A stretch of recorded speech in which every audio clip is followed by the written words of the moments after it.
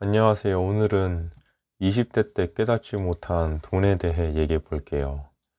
20대 때는 돈의 필요성을 많이 못 느낍니다. 과외 2개만 해도 80만 원 정도가 벌이로 들어오게 되는데 학생이기 때문에 공부만 열심히 하면 되고 가끔 옷 사고 데이트 등등 하는 데 있어서 돈의 부족함을 그렇게 느끼지 못합니다. 등록금은 부모님이 당연히 대주시는 것이라는 양 자식으로서의 권리라고 생각한다면 학교 다니면서 돈 걱정은 더더욱 할 필요가 없죠. 졸업 후 운 좋게 월 300만 원 정도 받는 직장만 가도 그렇게 월급이 적다는 생각을 하지는 않으며 학생 때와 비교해서 거진 3배 이상의 급여가 들어오기 때문에 저 같은 경우는 만족하고 삽니다. 이런 상황에서 항상 돈 아껴라, 돈 아껴라, 나중에 결혼할 때 필요할 거다, 집 살 때 필요할 거다 등등 부모님의 잔소리가 들리지가 않습니다. 옷 한 벌 사려는데도 브랜드 옷들은 절대 사지 않고 시장에서 2만 원 정도 주고 샀다고 아주 잘 샀다고 기뻐하시는 부모님을 뵈면 납득하기 어렵습니다. 그냥 좋은 옷 사지 3, 4만 원 푼돈 아낀다고 뭘 할 수 있을까? 라는 생각이 들죠. 어렸을 때부터 부모님이 항상 돈 하시면서 돈을 벌기 위해 특히 자영업을 하시는 아버지는 주말도 쉬지 않으신 채 매일 가게 문을 여시면서 한 푼이라도 더 벌어야 한다고 하셨죠.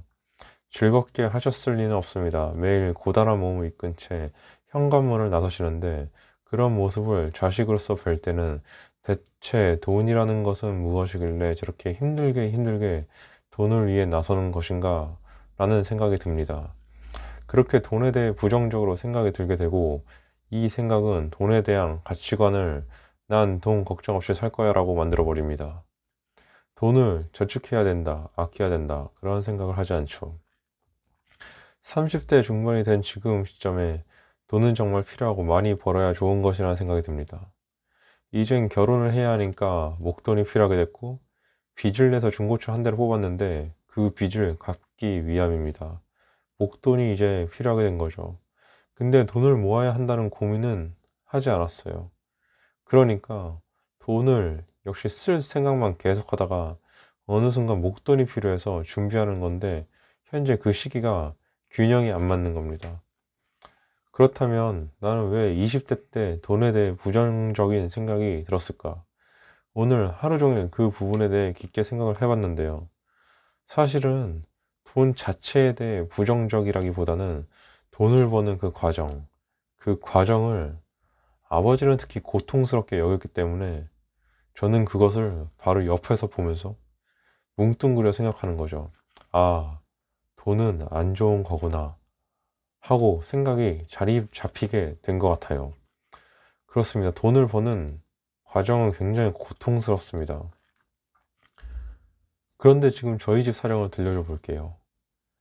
부모님이 그렇게 옷 사는 돈 아끼고 일주일에 치킨 한 마리 먹는 것도 프랜차이즈는 비싸다면 동네 노브랜드 한 마리 시켜서 내 식구가 알콩달콩 나눠 먹으면서 그렇게 대략 30년을 고생하니까 집이 새 채가 생겼습니다. 집이 새 채가 생겼다는 표현 자체가 좀 저급한데 객관적인 지표라고 생각해서 말을 한 거예요. 강남, 압구정에 있는 집들 정도는 아니지만 그래도 나름 먹고 살만하다고 생각이 들고 심리 상태가 경제적으로 굉장히 여유로워요. 그렇게 돈이 모여 지금 부모님들은 뭘 하시냐. 그 돈이 본인들의 기존 돈에 대한 소비 습관이 있기 때문에 큰 어떤 소비 심리, 뭐 도박적인 어떤 심리들 일으키지 않습니다. 그 돈은 자산이 되었고 삶을 사는 데 있어서 안정감을 느끼시려고 하는 것 같아요. 그렇습니다. 이제 제 눈에는 그게 보이는 겁니다. 돈을 버는 과정은 고통스러우나 어느 정도 재산이 형성되었을 때 집안 전체에 퍼져 있는 그 안정감, 그걸 직접 눈으로 보게 되니 이제 저는 돈을 벌 궁리를 합니다. 20대 중반부터 다양한 분야의 책들을 읽어왔다고 생각하나 재테크 관련 책은 본 적이 없어요.